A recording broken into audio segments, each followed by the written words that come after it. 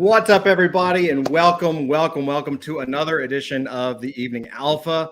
I am your stunningly handsome host, Todd, founder of Adult Fantasy, and we are here for another episode with some of the hottest interviews with the really the most talented founders inside of the Web3 space. So glad you could join us on another incredible evening full of massive alpha news and information. So we are going to get started. We're going to jump in. Though I think, hey, Dusty, wave your hand. Do we have any announcements before we should jump in? Yeah, you want to come up on stream for a second? All right, we'll do it really quick. Hey, Dusty, how you doing? Hello. I'm good. How are you? I'm doing good. Excellent. Yeah, so just real quick, we have a Twitter engagement contest going on. So right now, if you use the hashtag @AdultFantasy, the hashtag Adult Fantasy NFT, or you mention our handle @AdultFantasyNFT, you will be earning points. You can check out the leaderboard for points, which we'll be posting on Twitter. And we've got an autographed NFT as the prize. So mention us on Twitter, engage with us, and someone's winning an autographed NFT and some other NFTs. That's awesome. That's a pretty good deal. What do they have to do again? One more time. What do they have to do? Yeah, mention the hashtag Adult Fantasy NFT or ping at the Adult Fantasy Twitter handle @Adult Fantasy NFT, and just mention that in a tweet, in a retweet, quote tweet, and you'll earn points. Awesome. Well, thank you, sir. I appreciate you as always. Hell yeah. And one more thing, make sure you I was say about hi. to you from the stream. I'm glad you told me. Make sure you say hi in the chat because we're running a giveaway tonight as well. So towards the end, we'll probably pull me up with the prize wheel. And just by liking, subscribing, and saying hi in the chat, you'll be entered into the giveaway, and someone will win tonight before the stream ends. Awesome. So liking, subscribing, and posting in chat. Yep. All right. Got it. Everybody, like, subscribe, post in chat. Let's win something tonight. Yeah. Awesome. See you towards the end of the show, man. All right. See you in a bit. Hell yeah. And with that said, I am super excited to introduce Jason Primrose. You all know him as the progenitor. Is that the correct word? I'm using words progenitor. Where is that from? Inventor, founder of Lost Children of Andromeda. I really shouldn't use fancy words. It's President. I've never heard that word used in that, but I'm sure. I think it means father or parent or guardian. I'm not sure. I'm sure it's a positive word, though. I'm sure we haven't gone down a rabbit hole. But dude, welcome. Thank you. I do act like these are my children. Well, like I've had one, and I'm like, am I ready to have another one yet? Which is totally terrible for all of the women out there who actually have to have kids. But not terrible, but it's hard. No, it's terrible. Birthing this was like. It took me. I can't. So I want to hear all about this. So real quick though, tell us, what is Lost Children of Andromeda? I don't know. It's like an extension of me at this point. Lost Children of Andromeda it's a book series. It's a music experience. It's a visual art expression. But it's really a story, like a story I've been telling for my whole life in different ways. And it's about how we are facing a slow end to the world and what it will take for us to reconnect to our heritage, use our greatest potential, whatever that is, and save humanity. That doesn't necessarily mean we get to stay on Earth. Not in this series, but it does mean that when we connect to our power, we can change, what our future looks like. So that's what the stories become, and I think it. And then there's this whole that's just the books, and then there's the NFT part, which is meant to give people access to themselves and their own imaginations, and give them agency in creating their own characters inside and outside of the Lost Children world, and kind of using the ecosystem and the environments and the base lore as a playground for their adulthood. That's so cool, man. So hold that book up again. For those that didn't get a chance to see this, so this is So this is why I want you to do this, because that is a thick ass book, and it's not a mock-up, right? Like it's not just, oh, let me mock up a book to daydream about 500 pages. That's, oh, look at that. Oh, it's beautiful, man. So you wrote this book. How long did it take you to write the book, man? It took me like from first draft. I mean, from first draft to completion, probably 8 years. Dude. Because I wrote a version of it, I published a version of it, I took down a version of it and rewrote it again. But like certain specific things changed, like the arc and things like that, but the characters were the same. So all in all, it took me from about 2013 or 14 all the way to 2021. Wow. And you self-published it? I did. Yeah. It looks fantastic. Great job on the printing, man. Thank you. Looks fantastic. Thank you, Ingram Spark, even though you're so expensive for the print to order, but wait, shout out to him. What was it? Ingram Spark? Ingram Spark is is an interesting platform. It's great if you want to publish your own novels. But it's print to order, so you don't absorb the cost of inventory, but you pay that in the individual cost of each printed book. So they give you kind of a number based on how many pages your book is, and then you can do whatever your MSRP is. It looks really good. It looks like they did a really good job. Oh, I mean, the cover we did with a professional team that does a lot of book covers, Demonza, which was amazing. And then the thing I really loved about this that I was really surprised about was just like the paper quality is really good. Yeah, that's awesome on this. So, I mean, for an independent that if you have the branding and like all that stuff down, and you could definitely look like a major published. So cool. Published by like a major publisher or an indie publisher. That's awesome. So I'm very curious about your process here, because you have really high production standards. It's terrible. And obviously, I can tell because you like took 8 years to write a book, said, nah, fuck it, and wrote it again to fix it, and I know it was, within the 8 years or whatever, but still, that's a tremendous undertaking. Most people don't do that, one, and most people don't finish, two, right? Yeah. And then those that do finish, a large number of them nowadays just put it up as an EPUB or something, or go to their local printer or something. Like, really, I'll say not as high production quality, right? Like, we all know in production there's a spectrum of quality. Yeah. And that book is the highest quality that I think you could get. I'm sure you could go higher with, like, there's always things you can do to books, make gold edges on the paper and marks in there and all that kind of stuff, embossed this and that. But that's an incredibly high production value. And then I'm also pointing out to the website, right? Which has it's the same vibe, but of course it's different, where you're actually the web pages are full screen, and it's animated, and it's a lot of thought went into that. Yeah, absolutely. I spent a long time in branding before this. I was doing a lot of like messaging development and content and all of that stuff. And so I've always, there came a point where I had this really like impossibly high standard for anything visual or anything that like was being presented. If you look at like our pitch decks, the book, the artwork, the website, it's always got to be top tier.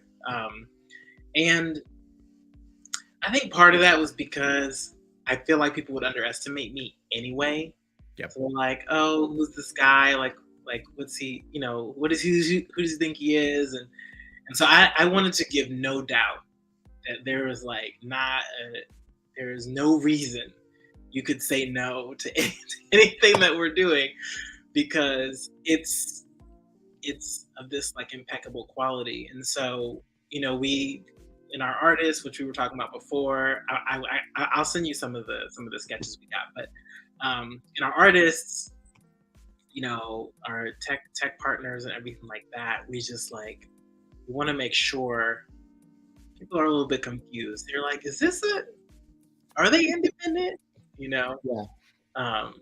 I have to tell you too, when I go to Comic-Con, it's so funny. People will come by the booth, especially when because I've had to have an exhibitor booth before. Yeah. Like Artist Alley was sold out, and I was like, I'm not waiting another year to go out on the road. And people come by and think I'm selling books for somebody else. They're like, are you Jason?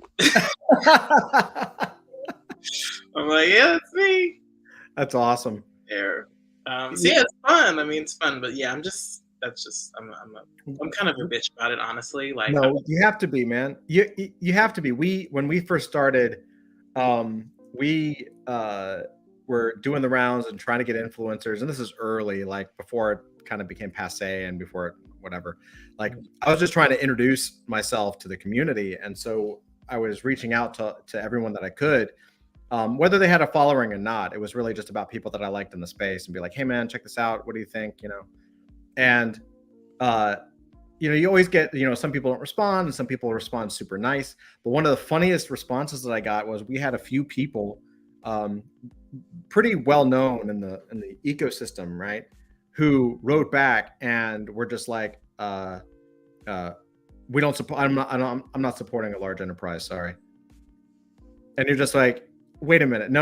You don't get it. Like, we're like, at the time we were like 3 people. yeah. We're 3 people. Like, that's it. Like, one person, me on the art stuff and product side. Melissa, my wife, is like the senior developer and Solidity. And then we have Flint, who does all of the code and all the player stuff and invented all the fancy technology for stuff. And that was it, man. That was pretty much, you know, the core team. And we had James, another guy who was fantastic on the storytelling stuff. But yeah, so 3-4 people, that was it.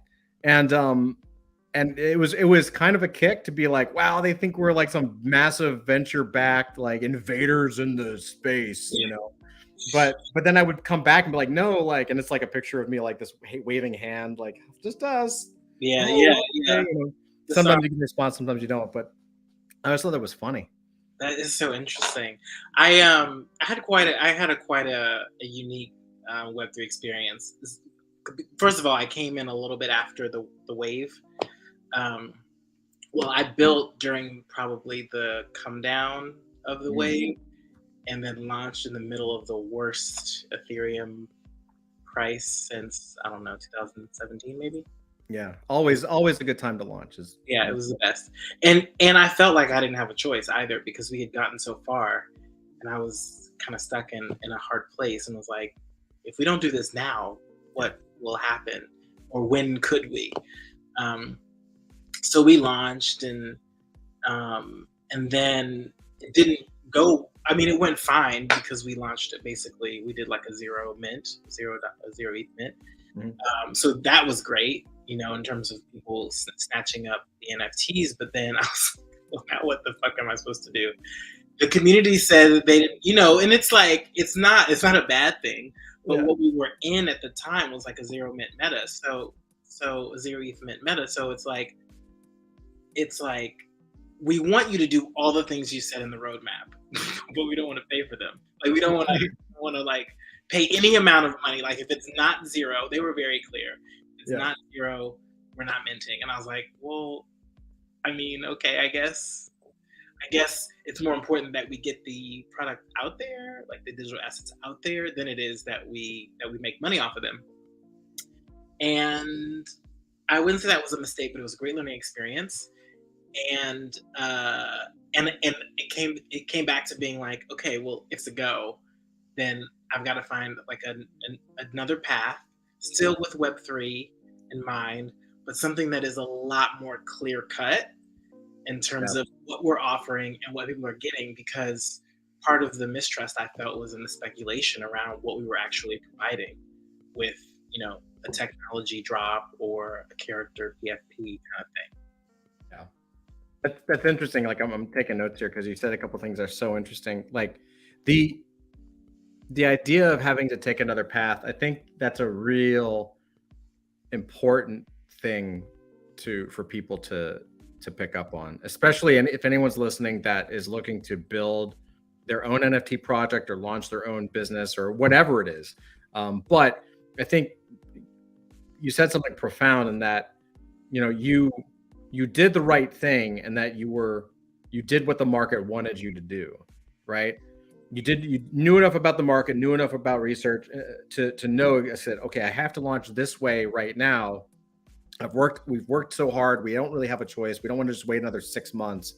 We want to do this now, but the market is saying that we have to launch a certain way or do a certain thing, and you do it, and people are happy. But you also know that it's a temporary happiness, because you have to, as someone running that project, you have to turn it, you have to switch it as these different headwinds kind of come, right? And like there was that phase, and then you had of course the PFP phase and the staking game phase, and like all of the different phases that we've gone through just in the last 12 months, right? And it's the royalty phase. That's right, exactly. The royalty phase. And it's like you have right? Like you have to you at a certain point you want to give people what they want, but then you also know that if you do it too much, at the end of the day, you're the person that kind of crunching the numbers, and you're the person that has to drive the project. And it's also your responsibility to make sure that people are satisfied in the long run. Right. Absolutely. Right. Absolutely. So I commend you, man, because that's not a simple decision to be like, okay, we gotta shift this up a little bit.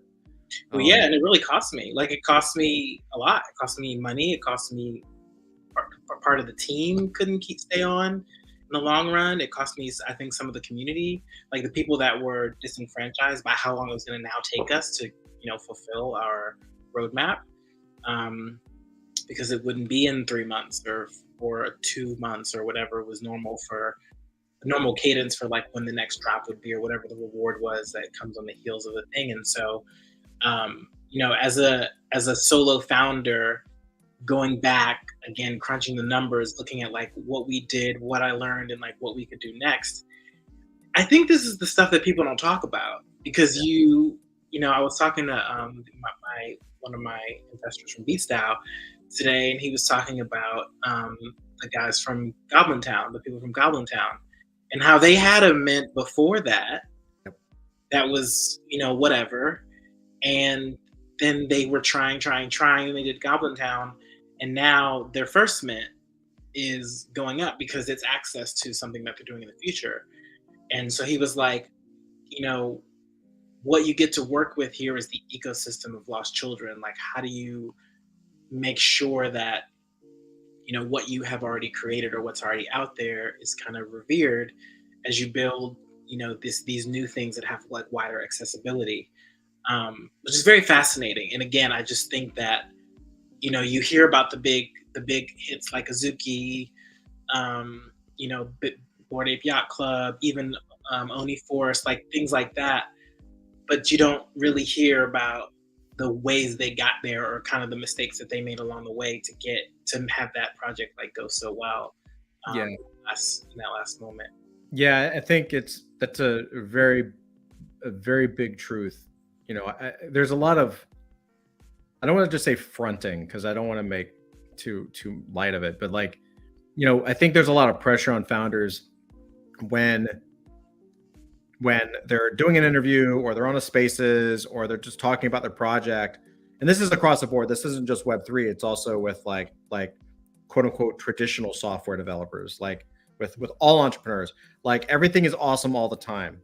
You know what I mean? Like, everyone knows that your job as a founder is waking up and just putting out fires all day. That is what you're doing. You're making sure new fires don't start, and you're putting out new other fires. And while you're trying to put out those fires, you're moving up like an incline, right? It's like, how can I got to put the fires out before the whole thing burns down, and I have to keep moving up to higher ground. Yeah. And this is every business. I don't care whether they have $1 in their bank account or they have $450 million in their bank account. Everyone, more money, more problems. You know what I mean? Like every business has this. They just have bigger problems and harder things they have to solve. It's just the truth of it. And I think there's this pressure to not be transparent and to not share that, which I think is I try to break that a little bit, because I don't think it's healthy. I don't think it's healthy for the ecosystem, and I don't think it's healthy for the founders. I don't think it's healthy for people. You have to be open at a certain, like you are, you know what I mean? Like that, like it shouldn't be downplayed that you're like, yeah, it sucked. Here's the problem. Because a lot of times you have to make the hard decisions. You know what I mean?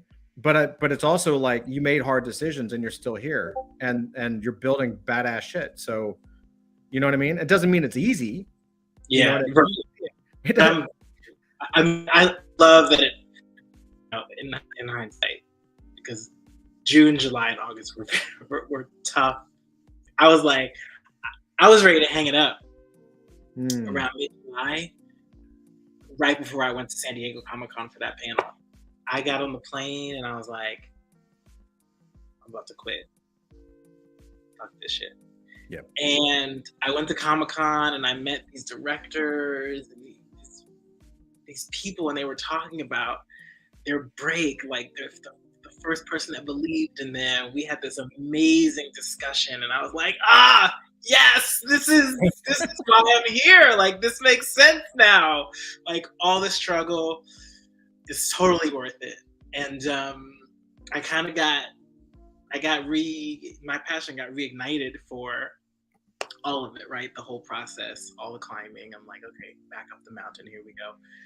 I just got to figure out what tools I need, but we're gonna get there. And maybe you just needed you know, sometimes just getting that break and being in a different mindset. You know what I mean? Like that sometimes can be all you need. Well, yeah, and I think also, like, you know, having us chatting, you know, too, like being in community with other creators really helps ease that. And then I was also talking to friends that were like, bro, this is just like business 101. This just happens. Yeah. And it's not even abnormal, dude. Like there's something that I've done a lot of mentoring and advising for venture-backed startups in tech, right? So a lot of them have gone into coming in and going out of accelerators and incubators and institutions like you would, Techstars, Teal Fellowship, a lot of other ones you would know. But there's something that I teach called the skill curve. And it's every business goes through it and every person goes through it because we're all learning skills. It's a skill set curve. And basically what happens, and I'll do it in reverse so you can see it. Like basically you have this before business period where it's just this plateau and you're just minding your own business, you know, and you're just going along. And then all of a sudden you have this like entrepreneurial spark that kicks in, right? And you're just like, that light bulb goes off and all of a sudden goes, boom, there's like a vertical launch in your initial enthusiasm, right? You're like, oh my God, this is no way. Nobody's doing this. I can't believe it. This is going to be huge. And then you start to work on it. And then there's this massive drop, this massive dip. And that's when reality sets in, right? Of how much work it is and what you're going to have to do. And just the depth of the problem you're trying to solve, right? Both in yourself and for other people, for the value that you want to provide. And that's when you enter this phase called the trough of sorrow. And the trough of sorrow is just that bottom, it's the abyss, right? And there's a point while you're doing this, it's basically the trough of sorrow is like you basically realize that everything you thought you were going to do, you can't do, right? It doesn't work. People don't like it. Your initial product sucks. People aren't working out, or this isn't happening, or it's all the fires start to happen.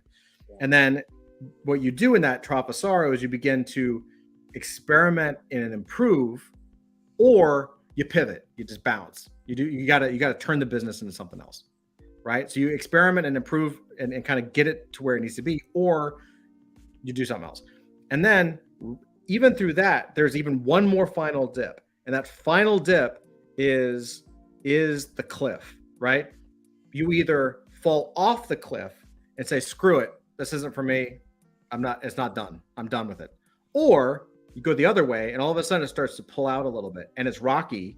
It's like kind of jagged, like a stock chart, up and down, up and down, up and down. But the general trajectory is a little bit in the right direction, because that phase is literally the starts working phase, right? You're not rock star, but it starts working, right?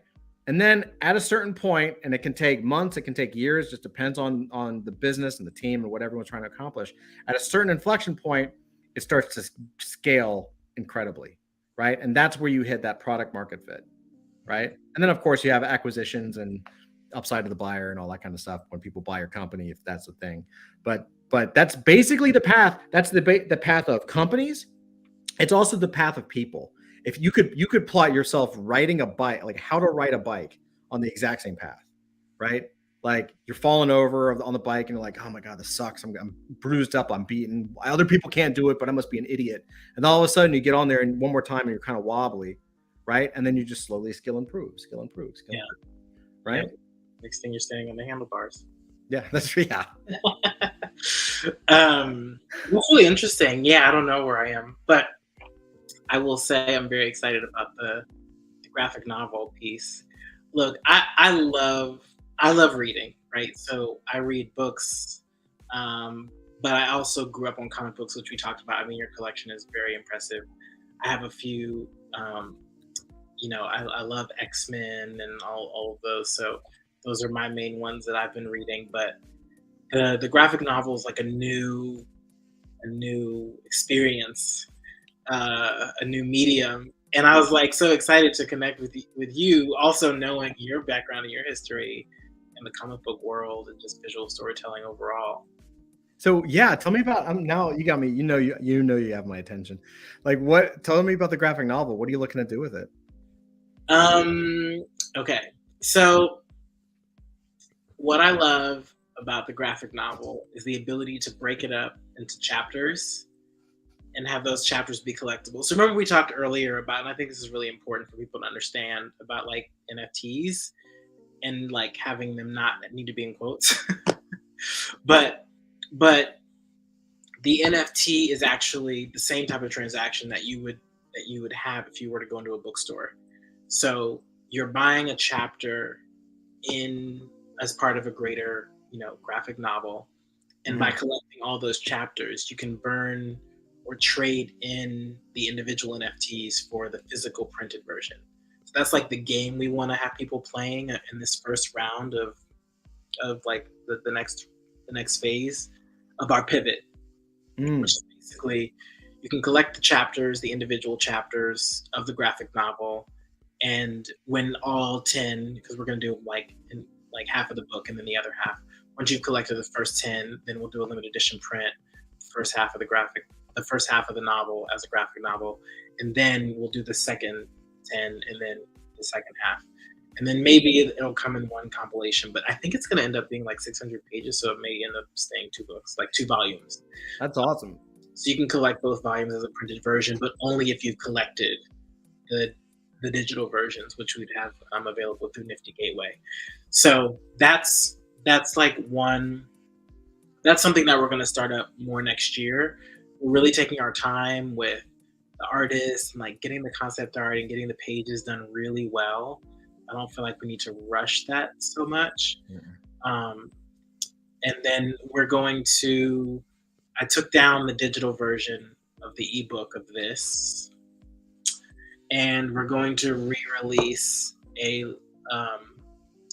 kind of a digital version available only through our Sync NFT and then another NFT that we're launching December 15th. And it'll be like this plus like a 50-page glossary that's all visual. Oh wow. Back. So it'll be like pictures of the technology and like all that kind of stuff. Different yeah, just is the graphic novel, is that an adaptation of the book? Yeah, it is. I haven't we got some pictures. Some of these guys are really good. Like, can you see that? Yeah, that's great.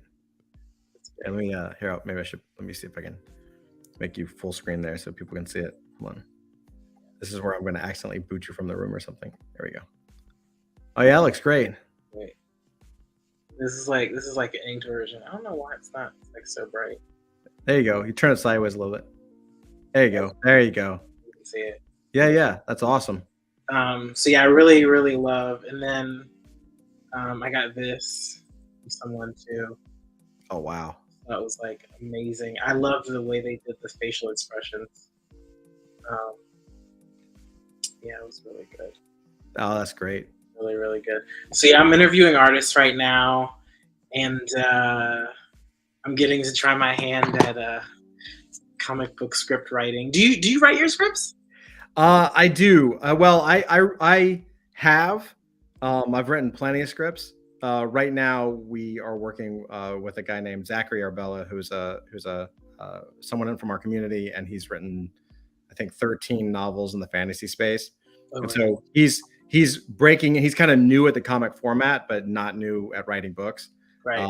And so, but yeah, he's been fantastic. But yeah, I mean, I've written plenty. There's so many different ways, so many different techniques to do it.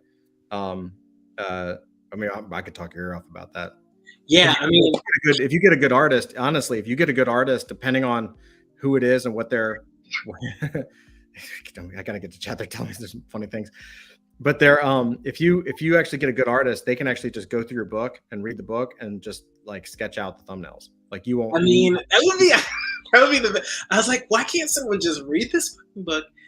And because when we did the soundtrack, which is a soundtrack, which you should link everybody to, because even if you don't want to read the book, the soundtrack is its own experience. Like it takes you through all of the moods of the story and the different environments, and you're like, yeah, I don't know, it's really cool. But the composer, he read the book 7 times, and then he crafted this like crazy, like cinematic audio experience. It's like an hour and 20 minutes.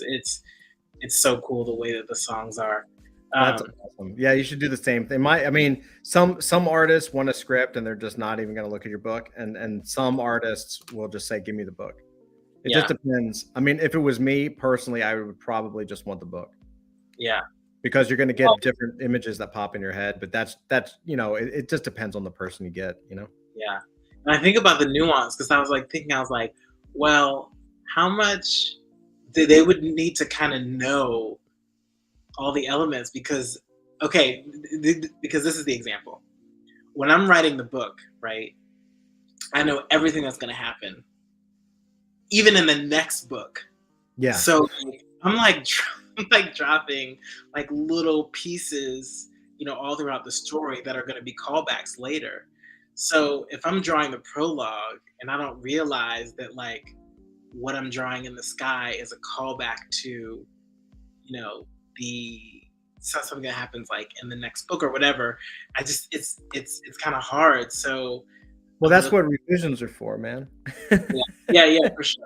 Right. I mean, that's why you could just, if you let an artist go, if you find, I mean, again, it really depends on the person you get, but if you get someone who would prefer to save you time and basically they would get a kick out of reading the book and doing the thumbs from the book, have them do like really quick thumbnail sketches of the pages, right? And that way you actually get to see the pacing, the story, the shots, the mindset of the person. Yeah, they'll look like chicken scratch, but it'll still look like good chicken scratch, enough for you to read, kind of visually, quote unquote, read the story. And so as you're seeing that and you're seeing the layout, you can say, oh, well, maybe, she would actually be looking this way, or the building would be over here. And actually in my head, the building was smaller rather than taller. Or, oh, by the way, this shot looks great, but that thing in the sky is this thing. Right. And we don't tell people that, but just so you know, it's not a moon, it's a giant Death Star. I don't know. But you know what I mean? Like you can actually like give it to them that way, so that you as the person who's head craftsman, right? Given that person the freedom to work in whatever way they want to work, whether it's with the script or with just the book. But then you can actually just through Zoom calls just kind of go through and add the nuance, right? Because the other challenge you have is, I think, when you try to pull something down from a book into, especially a big book, into a script, is that the script, like film scripts, doesn't have a lot of detail, right? It's always the artist that's going to be kind of making that up. And so because your setting is so detailed or so specific, it might actually benefit them to read the way in which you write and understand how the light comes through the window that caresses the table while the person is sitting on the couch, right? So that they can visualize it, so they can go ahead and draw it, as opposed to interior bedroom morning. Right. So it's a little bit of a give and take, right? You know, it's never going to look exactly the way you have it in your head, because, you know, people are different, but that's also part of the fun of scripting and comics, you know? Yeah. Really quick, we're going to jump into chat because I see people are chomping at the bit here. KG, what's up, Dusty? Dusty's of course here. LFG. KG says, any bets on hat or no hat? Dude, you know I'm wearing the hat. I got to get a haircut. I got this mop right now because I'm busy. I need to get my haircut. Wizard says, RC tweeted, we write at dawn. Awesome. Says, always hat. Yeah, always hat. We got some regulators. We got some oh my God, young guns. Come on now, regulators. We got an old group here. It's fine. Everything's fine. We're not old at all. Dusty says, make sure you like and subscribe and say hi in chat to be eligible to win the prize, win off the prize wheel tonight. So be sure to like the channel, subscribe, and say hi in chat, and you can win. Willie D says, that's a huge book. It is very impressive, man. I gotta say, like, it's not, I can't, it's scary. I mean, as someone who like draws pages independently and animation one frame at a time, it's a little intimidating and terrifying to me. I'm like, no wonder no one wants to adapt this into animation. We actually sent it out to a number of producers, and I think they just wanted to see it visually done already. They just want me to do the work. They're like, give it to me as a storyboard, and I'll think about it. Yeah, right. That's right. Right now, I can't even, like, where do we even start? Wizard says Sorrow is like an emo band. Oh my God. Yeah, it does. Oh, it's true. What's the? There's a word for it. The Uncanny Valley. What does that mean again? Oh, sure. I don't even know, but I've heard the term. Yeah, I've heard the term. I don't know what it means, but no idea. That's what I thought of. Oh yeah, sure. Natasha wants to see more characters. Natasha, are we able to see more of the characters from the book? It's awesome. Yeah, actually, it's a great question. The NFT we're dropping on December 15th will be animated character cards. So. Oh, it's so good. Lisa. We got some badass folks in here. XBA, I showed this one earlier. Yeah, those are so good. I love it. Does each chapter have a character at the front? There, actually, it's a little bit more. There's like 64. Wow. Images in there. These are all like really great quality as parts of the book, but they are not like sequential. Not a lot of sequential art. There's this one picture that I freaking love. It's so intense though. It's like an action shot, and I remember when they did it, I was like, "Ooh, this is gritty." She's just. Oh, that's so good. I have a daydream of actually like creating a graphic novel, but in a novel format, like black and white in a novel format, and I wonder if it would ever look good because I haven't seen it before. Yeah, I'm still debating between color or just ink. Yeah. I feel like because it's such a sci-fi, like such a high color, maybe. Yeah. World, so it would be really great. So yeah, I'm so. It's so hard. I know the feeling. Our origin comic is going to be black and white because it just looks. The artwork was so good. Avery our artist turned in such good artwork. I was like, I can't color it. Like there's just like I can't do it. Like it would take away detail.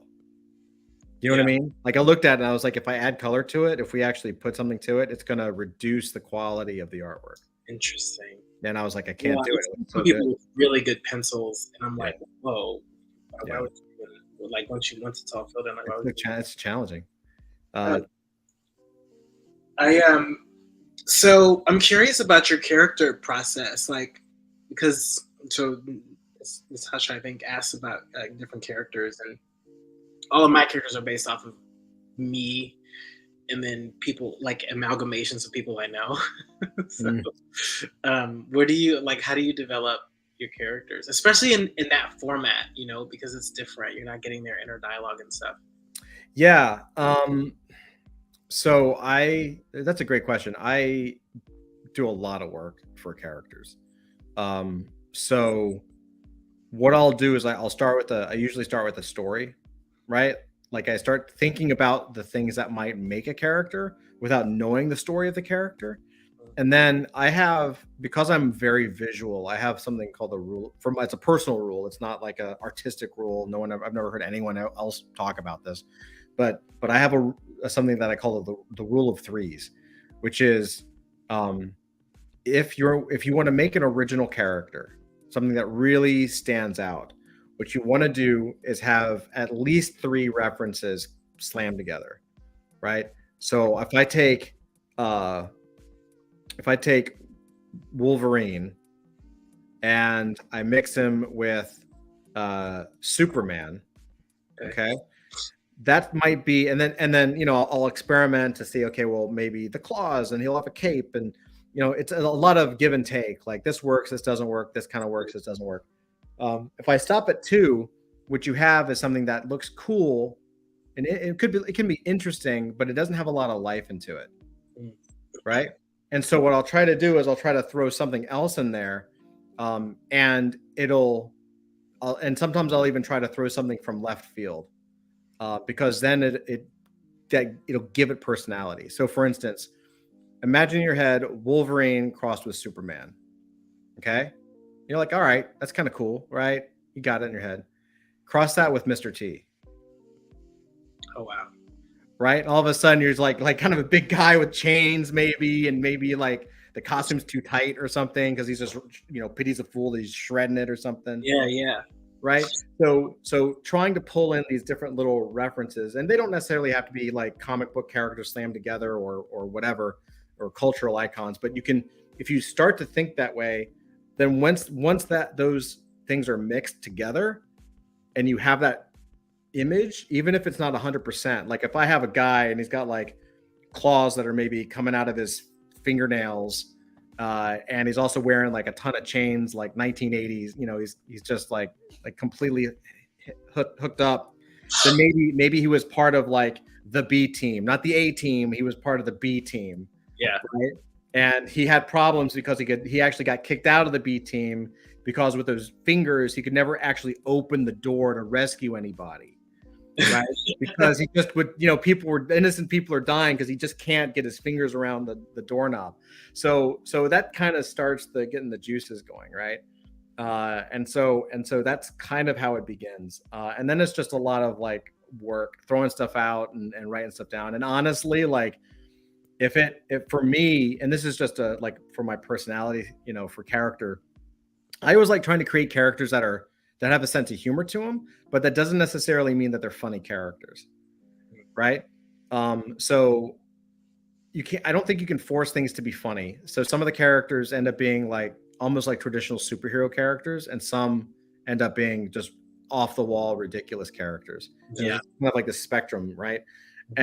And what I find fascinating, especially with the field that we're in, is that at least for us, at least for me, like we're trying to create. When you create a character, your interpretation may be different than somebody else's, right?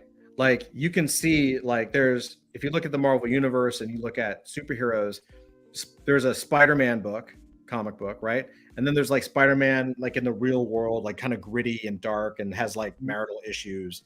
And then there's Spider-Man that's the animated TV show that's for kids, and it's like, and then there's the Lego Spider-Man game or whatever that's for like 3-year-olds. So there's all these different interpretations of the same character set, the same traits, right? All of them can lose their Uncle Ben, and all of them can live with Aunt May, but it's exploring different little personality pieces. So I can create a character that has a sense of humor to it, But then when we go into lore games or we start kind of doing our version of the writer's room where the whole community comes together, the stories right now are actually kind of dark. You know what I mean? But it actually, I think, adds a little bit of spice to it where you have this character that has a humorous card and then you read the story and you're like, wow, that's not humorous at all. There's actually a little bit of tragedy behind the humor, you know? And I think that adds value to the character in my opinion. That's really cool. I also love the writers room of the community, like having them. Like, it's so much fun. Yeah. I love it. I love it. Rasputin says, Rasputin, my boy. He said, he was talking about your book. He says, it's such a great book. The character artwork in it is really good too. Yeah. He, the cool thing is that so I have a business partner I'm working with on this Nifty Gateway drop. And I have a couple people that have braved the full novel. And anyone who's read the full novel they're like die hard. Like Rasputin has been through the whole thing. He saw the crash, and he's like here for it. He's like, no, I believe in it. I love it. That is one thing that I can say that I'm really, really happy about is that if you read it, like when you read it, you'll understand like the kind of, I guess, the energy or the fabric or the magic. And I think that's what helps me keep going too. And Alistair, to your point, I say Alistair has the valiance of Black Panther. He has the tenacity of like a Harry Potter, that strong desire to use his abilities to the greatest potential, and the curiosity of I can't even remember the kid's name from like Ready Player One, where he's kind of like unsure about why the world is the way it is, but he wants it to be better.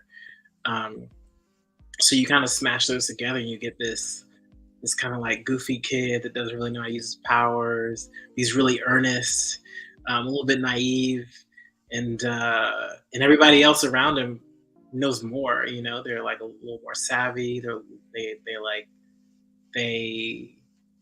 It's different. And then I have like Lisa, who's the counterpart, who's like the other main character, and she's like, I love Lisa. She's an old character too. I mean, these kids are like, people are 30 years old. So I've been writing them since I was like 8 years old.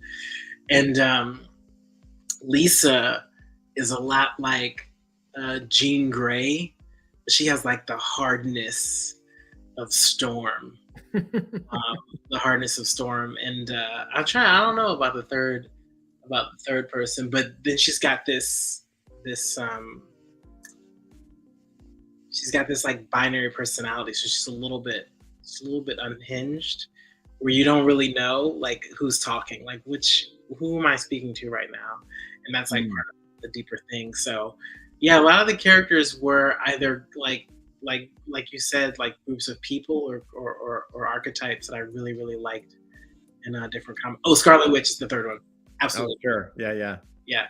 Oh, a wizard says Parsifal. That was the kid from Ready Player One. Oh yeah. Oh yeah. But yeah, so that's like a fun. I also sometimes pretend to be my characters because I think it's just fun. If I pretended to be my characters, I'd get arrested. So. Amazing. So have you thought of, or are you planning to do like an audiobook for this thing? Yeah, that's something in the works. So we have an audiobook, and there's a guy who loves this book so much. Again, he's a great narrator. And I'm actually gonna get it. I'm gonna get a chapter out. Yeah. The audiobook out because he did such a great job. We just have a few revisions to make on it. But we were going to do a full cast audiobook. That was the vision. Oh wow. We had a bunch of people like lined up ready to go, and then it was a little bit confusing between the time we wanted to produce it in and the cost that it would take to produce it in that amount of time. But yeah, we recorded most of it. Now it's about actually putting it together and having it be this like cinematic audio experience. So this first chapter is because it only features one voice actor, and he did all the voices in the chapter, which were incredible. They've already done the sound design behind it, so we want to release that as like a as just like its own experience of the community, so they can hear it. That's so cool, man. Yeah, we're definitely working on it, and we may end up doing a simpler version of it that's just like a straight up recording, and then later come back around and do a full cast re-release. I love how you're kind of doing this, like it's piece by piece to build the universe, right? Yeah. Like you're not necessarily trying to do too much too fast, and I respect that, because I feel like you, of course you do as much as you can, right, as fast as you can, but there's also this thing called quality that gets in your way. Yeah. You know what I mean? Like, but it's good. Yeah, There's so much, and like, and I'm not speaking for anybody, but I will speak for myself when I say, like, it is. I do think for creators that have a higher production value tendency, to look, and again, I'm speaking for myself, but to look over the landscape at some of the launches, especially in the NFT space that come out, and it literally looks like they rubbed two sticks together, and like, like they made like a 10,000 piece collection in maybe 2 days. Yeah. And you're just like, oh my God, why am I working so hard? Like, why are we, like. But it's funny that you bring that up, because what I realized, and I was talking to my artist friend about this too, is that we live in a strange era that asks us to desire like notoriety, fame, prosperity in the same time frame that we live in.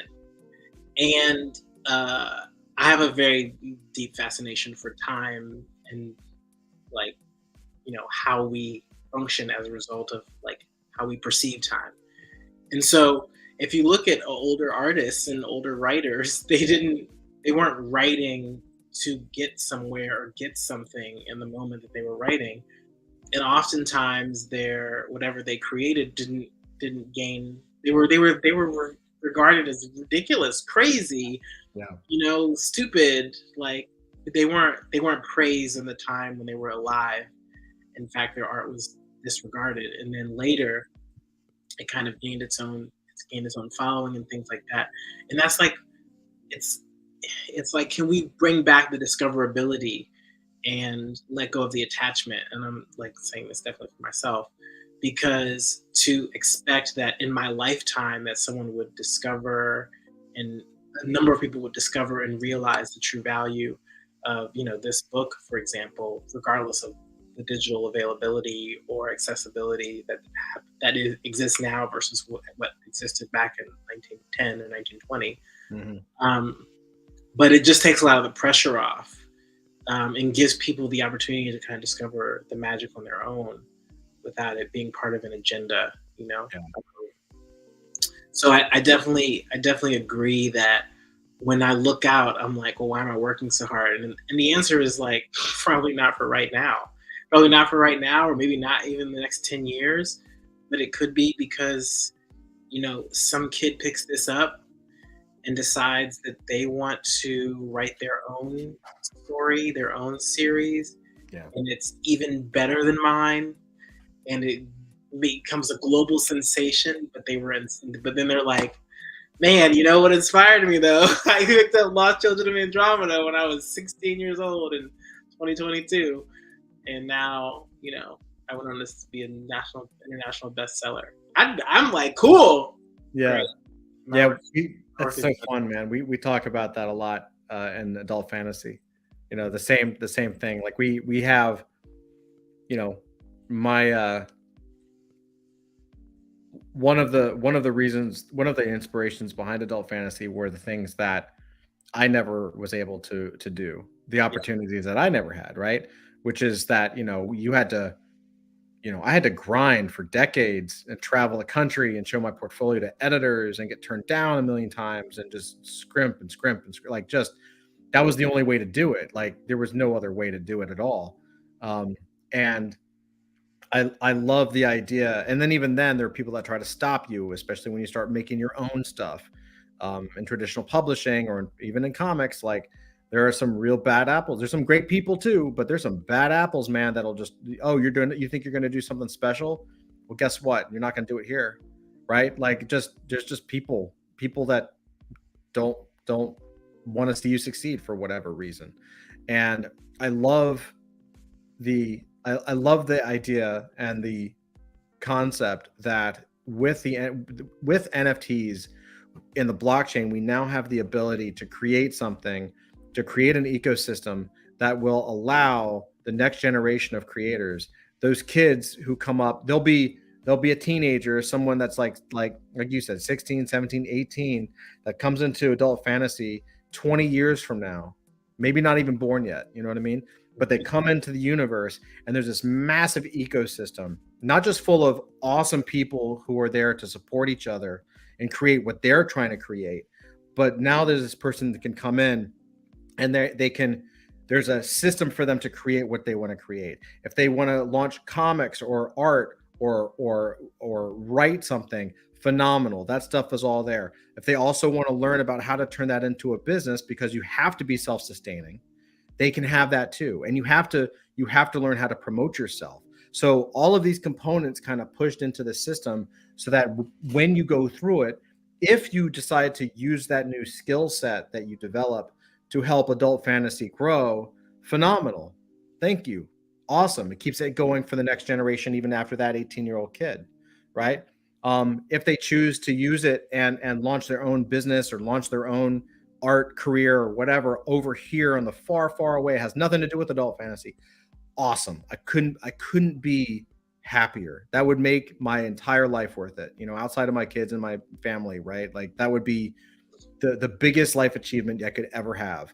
And so I think it's interesting to hear another creator talk about their project within the context of longevity, because I don't think a lot of people have really thought about it.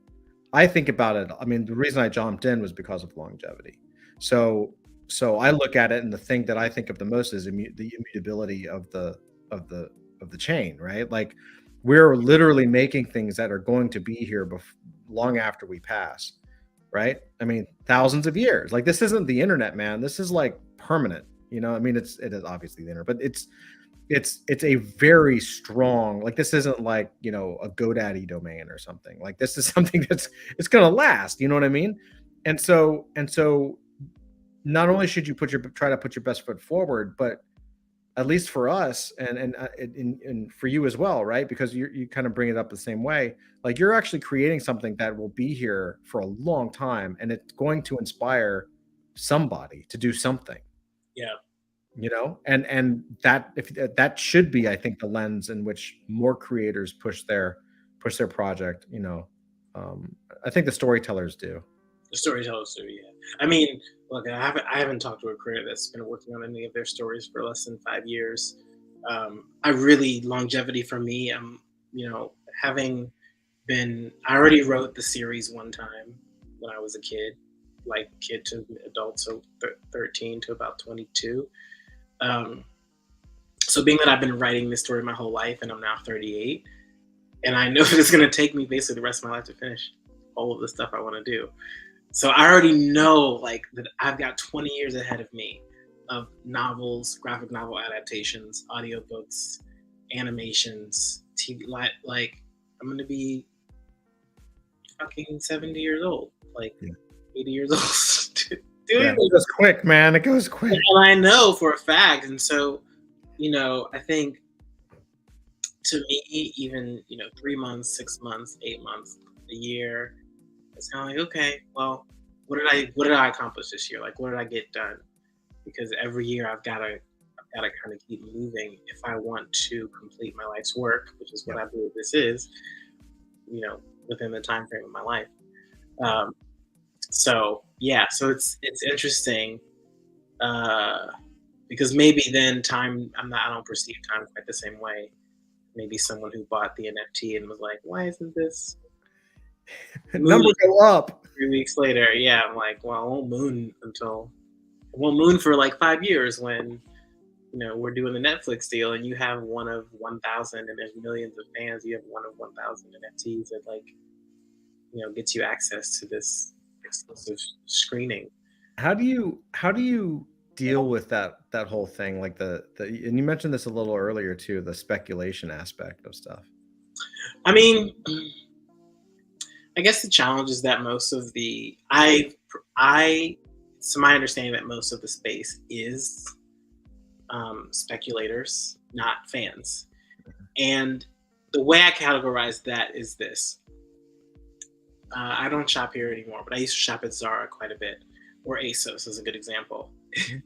If ASOS's stock goes down, number one, I'm not going to know. I'm not going to say anything about it, and it certainly will not stop me from buying their clothes. Right. It just doesn't work. If Marvel's stock goes down, am I still going to see Ant-Man? Am I still going to Mom? Am Mom.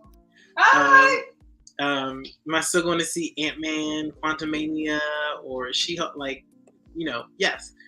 And so the challenge is that when I realized that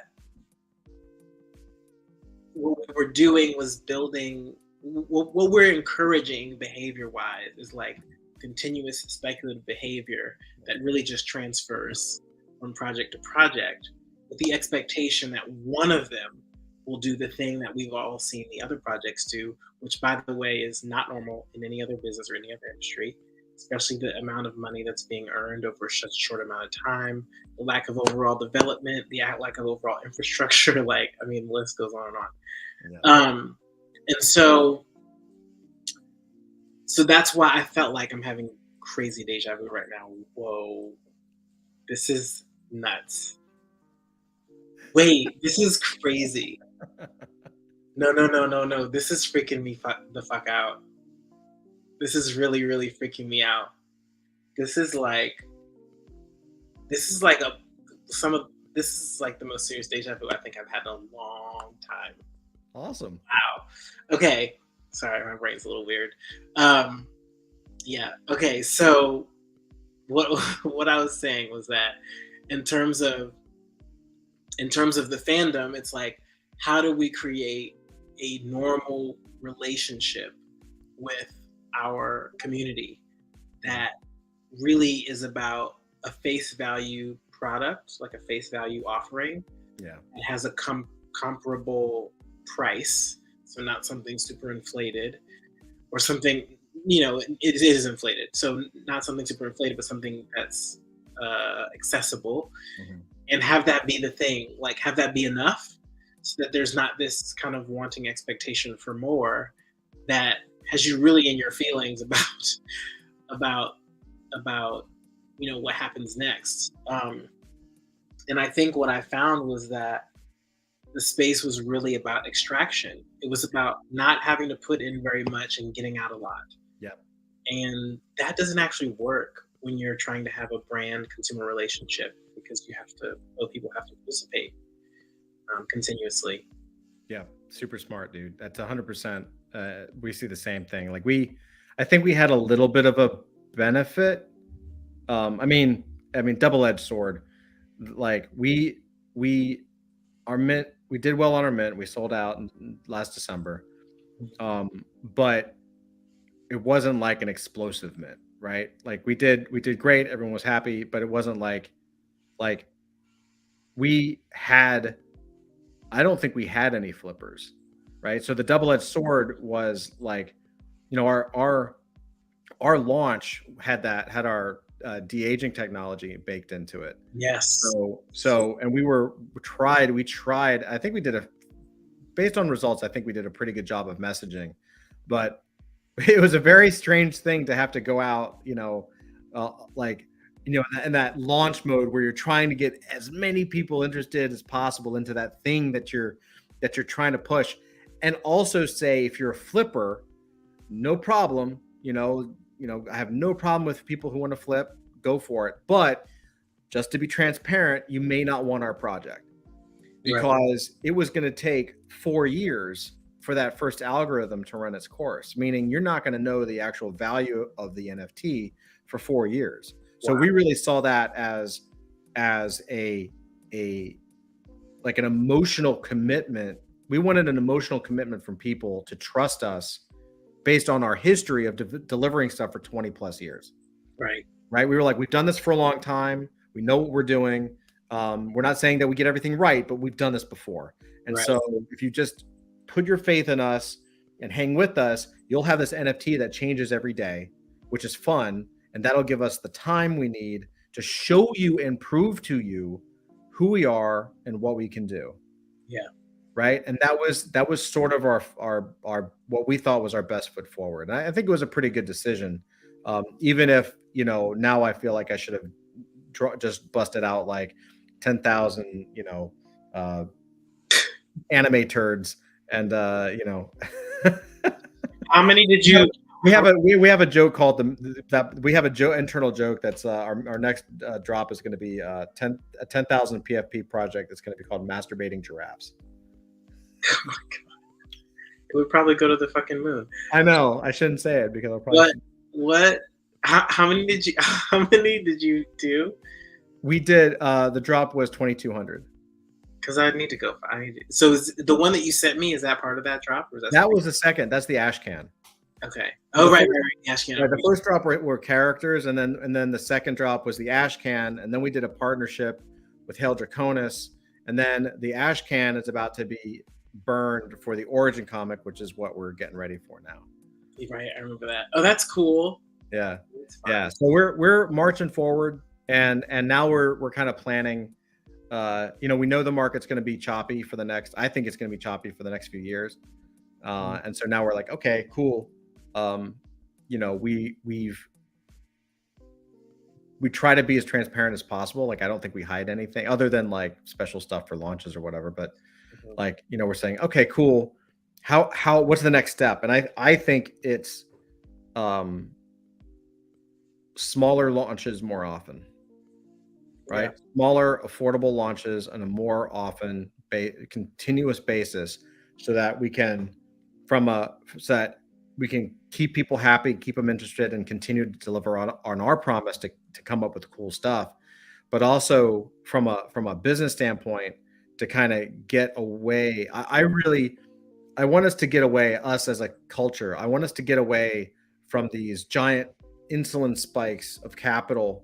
You put everything in, and it's one launch a year, and it's 10,000 pieces or whatever. And if it doesn't work, you're screwed. Yeah. Right. It's like all or nothing all the time. And that's not healthy. Right. And then on the other side, you know, I want to do what I can, my part. And really, to your point, to try to pull people away from the idea that things have to sell out immediately, because as you mentioned, it doesn't work like that in any IRL business. Like, there's no business that says, hey, we're gonna open our stores, we're gonna open the doors tomorrow. Yeah. And there's no customer that walks in and says, why do you still have stuff here? You've been open for 24 hours. Oh my God, that's so funny. That's a great analogy. You still have stuff in your store? You guys are scam artists. Like, yeah, this is bullshit. Like, right. People, not gonna make it. Exactly. You're like, come on, man. You're right. That's part of the speculation. That's so funny. I mean, it's you know, we made an intentional decision to launch on a platform this time. You know, we spent the time building our own, you know, Web3 experience of minting, which is fine for some people to do. But when you're a new project, a fairly not unknown founder, a new IP, and you're asking people to make a lot of very important decisions all at one time. Yes. So it's not just like come to my website and buy and I'm sure people have said this, but I think people don't talk about it enough. Yeah. It's not like come to my website and buy my digital asset. It's like, well, I need you to go here and get this, and then I need you to go here and get this currency that you need to transact, and then I need you to like plug it all in, and then buy the thing, and then, you know, protect it, or you know, it's just a lot. It's a lot. It's So it is not easy. And one of the things, like, I have, I've got a background. I've done a lot of marketing, and like advertising and funnel building and copywriting. I've done a lot of that stuff, and I really enjoy it. The challenge it's been a massive challenge with NFTs because it doesn't work on that same principle yet, right? Like right now, you can't, like, just the fact that you can't add to cart, right? Like just the fact that you can't add to cart is such a challenge. So we invented our own technology so the first thing we did is on our mint pages, and we now have them for partners, but basically what it is it's a multi-connect wallet. So the first thing that happens is you put in that wallet address that verifies that you have an asset, like if it's an allow list. It also acts as a destination wallet, so it can be it's basically your cold wallet, right? You don't have to connect; it just scans the wallet, and then based on that wallet, because it's the destination wallet, there's a second place where you put your address in for payment, so that your hot wallet. So for people, like when we do drops, people will put in their destination wallet and they'll put in their address to pay, and that way their cold wallet is always safe. Oh, interesting. That's right. Sweet. And we're not Yuga Labs, you know what I mean? Like, we just had a problem. We're like, why this is our problem? Like, why the hell do I have to connect my cold wallet to everything and like have a heart palpitations every time I'm checking out, basically, and hitting a button and praying to God? Like, okay, here's the solution. And then we started stacking offers. So we did a partnership with Hell Draconis, and basically you could choose to buy this thing or choose to buy the second thing. So we had 2 different NFTs for sale on the same page. And basically what we did with that is we created multiple contracts. And now we're figuring out ways to combine those contracts so we can actually create carts. And we're actually even thinking about creating like a fiat option, because the power of being able to, like, go to a checkout page, say I want 1 of these and 3 of those, and then on the checkout page just being able to say, hey, you're checking out, would you also like this thing, or hey, because you're buying these 2 things, you actually get this 3rd thing for free. Like, all these things we could do that normal e-commerce companies and products can do all day every day, and we can't do any of that. On top of that, we have the challenge of Twitter and Discord being the primary places where our people are, right? It doesn't sound like a problem until you realize that Discord doesn't really serve ads. There's no way to get new Discord users, really, right? Unless that's why everyone started DM spamming, because people are trying to advertise. Yeah. Right. And then Twitter is an advertising nightmare. Like, it's the worst platform ever for you can't promote. It's really difficult. And that's why, like, there's very few, like, out of all the whole internet marketing universe, there are very few courses on Twitter, and like 0, 1 maybe on, like, Discord, and definitely not on advertising, right? And so it's like, okay, well, how can we start to blur that line between what is now and what will be? Because I think we really are early, but if you just depend on the early stuff, you don't want that to push you over a cliff either. You know what I mean? Yeah, the early stuff and the early people. Yeah. Which I think, onboarding wise, I think partnering with like Nifty Gateway will help with kind of fiat option, and also they run a lot of drops on there that are more fan focused. Yep. So I think that'll help, and it's just less work. It's a trusted platform. We know who made it. We know who they. Oh, for sure. When's the drop going to be? December 15th. December 15th. Awesome. Yeah. So good, man. Excited about that. I'm excited about that. I spent a lot of time working on a lot of the tech behind the scenes. I learned a lot about, like, smart contracts, deployment, and all that stuff. And I'm excited to not do that for this one.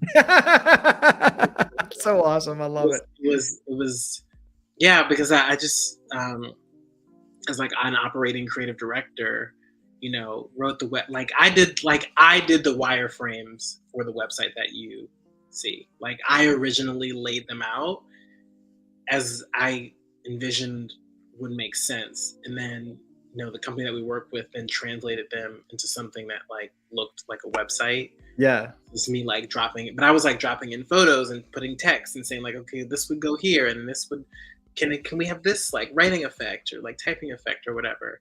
So I'm like when I'm involved, I'm very like hands-on in terms of like structure, logistics, creative, which can just be. It's a lot. I'm the same way, man. I'm the same way. Real quick, let's jump in. I want to bring Dusty up here. We're gonna do the wheel of what do we call this? The wheel of happiness? No. What do we need a name for this? I think we call this the wheel of KG because KG somehow always wins the wheel. The wheel of KG. KG wins quite a bit. We call it the wheel of fantasy. Ooh, all right, the wheel of fantasy. We need like another sexy term. Yeah, but it works. Excellent. So if you're here and your name is not on the wheel, let us know right now in chat because we're going to be spinning this in about 10 seconds. I love the wheel. The wheel's good. This is where you count down, Todd. Oh, 10, 9, 8, 3, 2. Wheel of KG. All right, let's go. Let's check out the KG fantasy wheel. We have Dusty. You can share the screen. I did not share the screen. Cool. Respin. No, is it spinning? Yeah, it already spun. Should I respin it? Oh man, I don't know. This is a challenge. Should we respin it, chat? What do you think? We'll give you 5 seconds. 4, 3, 2. I mean, KG said wheel of adult fantasy. Yeah, KG, yes. Okay, all right. Share it again. We'll. Rasputin says if I didn't win, then yes. How about this? Can you? So put it in. Can we put it in the green room and you start to spin it and then we show it so that people don't feel like they lost out? How's that? Okay. This is going to take a little bit of skill, but we'll try to do it. So if I just hit share screen, will it drop it to the green room? I don't think so. It might pop it on screen. Okay. So go ahead and spin and then share and we'll take care of it. Because it takes a second. And there we go. Cool. Now you got to go to the right tab. Well, are we going to put it in the green room so we can get it started? Oh, I see what you're saying. I see. Yes. Gotcha. Okay, there you go. All right, You're in the green room. Yeah, we're ready. It's spinning. We're spinning. All right, there we go. Oh, nice. Here we go. Wizard. Awesome. Congratulations, Wizard. Congrats, Wizard. That's awesome. So, Dusty, tell them what they won. Yeah. Let me pull my DMs off the screen there. Yeah, I was like, for a minute. Yeah. Wizard, you have won an Adult Fantasy Ashcan, which will be burnable for the Devoid Origin comic soon. Awesome. Is that the digital version or the print version? Digital. Digital version. Nice. Yep, it'll be digital. Yep. Awesome, guys. Well, congrats, Wizard. Thank you so much. Dusty, thank you, man. I appreciate you as always. Get out of here. Look at that. You also need to solve the whole like fulfillment problem because that has. There's problems all day and night. Physical versions of things. I'm like, how do I get people's addresses when they don't even want to share their damn name? I know. Well, there's so many challenges, right? Like that's part of the fun. But Jason, this was fantastic, man. We've had good conversations before, and I love our conversations. They're so good, man. I love talking to you. Yeah, it's been awesome. You're amazing. Thank you. Likewise, man. So where can we send people? Where should they check things out? What should they do? LCOA 2052 on Twitter. If you on Instagram, Lost Children of Andromeda. No one that I know in NFTs is on Instagram, but if you find yourself over there, please. In the Discord, you can join through our Twitter account. Yeah. Awesome. That's it. Awesome. Well, everybody. If you want to know anything about me, Open book. On all those- Literally, physically, literally in the metaphor. Yeah, I'm definitely all over the place. Well, Lost Children of Andromeda, lostchildrenofandromeda.com. Go check it out. It's a phenomenal site.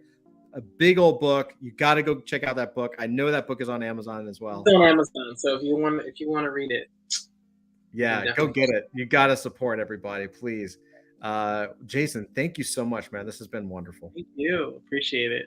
Absolutely. And everybody else, love you guys. Thank you so much for coming out. Evening Alpha, multiple times a week. The best in Web3. See, like we just deliver on the promise, right? We love you guys. Thank you so much. See you guys in Discord. See you on the Twitters and all that good stuff. Until then, God bless. Take